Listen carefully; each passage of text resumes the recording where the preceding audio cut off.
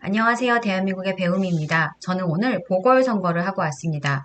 123 계엄령 후에 제가 갖고 있는 투표권이 얼마나 소중한 건지를 깨닫고 있던 터라 오늘 투표는 더욱더 의미가 있었습니다. 선거를 앞두고 가끔 이런 말을 들을 때가 있는데요. 여당이든 야당이든 도대체 지지할 당이 없고 뽑아줄 데가 없다. 이렇게 말씀을 하시는 것도 봤고 실질적으로 투표를 포기하시는 분들도 봤습니다. 그런데 제가 123 계엄령을 보고 느낀 건 절대 우리는 대한민국 국민으로서 우리의 소중한 한 표를 포기하면 안 된다는 생각이 강하게 드는데요. 우리나라는 경제적으로 눈부신 발전을 빠른 시간에 해왔고 지금은 또 문화적으로 강국이 되어가고 있고 시민의식도 굉장히 높은 정말 선진국이라고 생각을 합니다. 그런데 여기에 반해서 솔직히 말해서 정치적으로는 후진국보다 못하다는 생각이 듭니다. 정치적으로 후진국이라고 생각하는 이유 하나만 이야기해 보도록 하겠습니다. 바로 부정선거에 대한 의혹인데요, 여러분. 부정선거에 대한 의혹은 예전에 김어준 씨도 말을 했었고 이재명 민주당 당대표도 얘기한 적이 있습니다. 이렇게 여당도 야당도 의심이 된다. 그리고 국민들도 의심이 된다고 하면은 이런 부분은 깔끔하게 해결하고 가는 게 너무나 당연한 사실입니다. 부정선거에 대한 증거들은 넘치고 흐릅니다. 우리가 생각했을 때 후진국이라고 생각하는 콩고 민주공화국 시민단체는 부정선거에 대한 염려로 중앙선관위, 우리나라의 중앙선관위를 방문했습니다. 그리고 우리나라에서 수출한 전자투표기가 부정선거를 일으킬 수 있다고 미리 방지하기 위해서 항의하기 위해서 방문을 합니다. 부정선거가 일어나기도 전에 미리 부정선거를 막고자 하는 이들의 적극적인 모습을 보면 우리는 어떤 생각을 하나요? 수많은 증거들이 있음에도 이를 덮어두려는 우리나라와 비교했을 때 누가 정치적으로 선진국일까요? 우리의 투표권을 절대로 포기하면 안 되는 이유를 말해보도록 하겠습니다. 예전에 법륜 스님께 들은 적이 있는데요. 선거를 절대로 포기하면 안 된다고 하셨어요.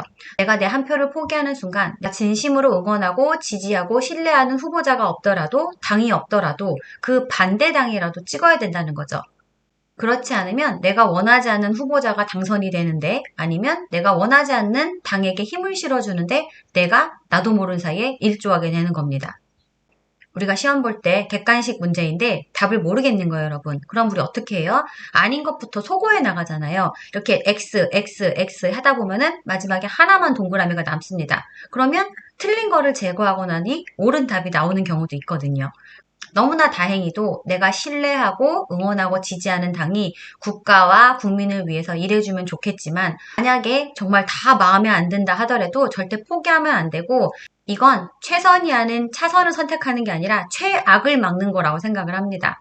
지금 123 비상계엄령 후의 상황을 보게 되면은 정말 거대해진 야당, 민주당이 하는 거를 보고 있으면 여러분 한쪽에 힘이 너무 실리면 어떻게 되는지 우리 다 체감하고 있지요. 그렇기 때문에 국민들이 갖고 있는 투표권은 정말 소중합니다. 투표권도 중요하지만 정말 공정하고 깨끗한 선거가 진행이 돼야 됩니다. 이를 위해선 윤석열 대통령께서 꼭 돌아오셔야 되는데요.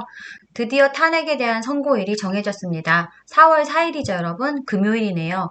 저는 인터넷으로다가 방청권 신청을 했습니다. 정말 운이 좋아서 그 역사적인 자리에 함께 했으면 하는 바람이고요.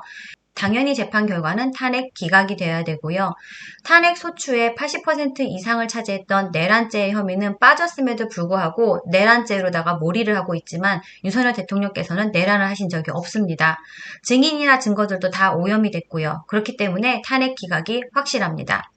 비상계엄은 대통령께서 가지신 고유 권한입니다. 헌법에도 나와 있는 고유 권한이고 전쟁과 같은 상황은 없었지만 행정부와 사법부가 마비된 자체가 체제 전쟁이라고 생각을 합니다. 그렇기 때문에 윤석열 대통령의 비상계엄은 정당합니다. 이번 주 4월 5일 토요일에는 윤석열 대통령의 직무복귀를 축하하는 자리에 참여할 거라고 생각합니다. 까지 끝난 게 아닙니다. 주중에 탄핵 반대 집회 현장 참석하실 수 있으면 참석해 주시고요. 국민청원 그리고 악법 반대는 저희 국민들이 생활 습관으로 이렇게 악법을 자꾸 만드는 거를 고치지 않는 이상 저희들이 생활 습관으로 데일리 루틴으로 가져가야 한다고 생각합니다.